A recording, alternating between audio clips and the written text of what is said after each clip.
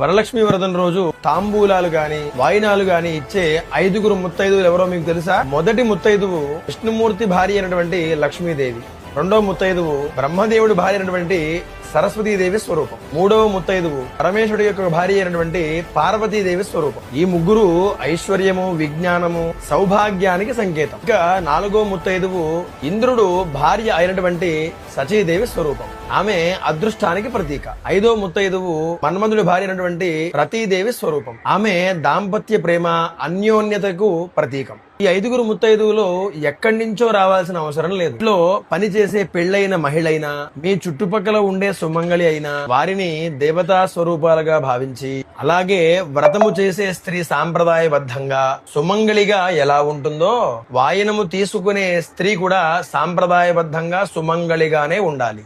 ఈ వ్రతాన్ని ఇలా భక్తి శ్రద్ధలతో సాంప్రదాయబద్ధంగా ఆచరించి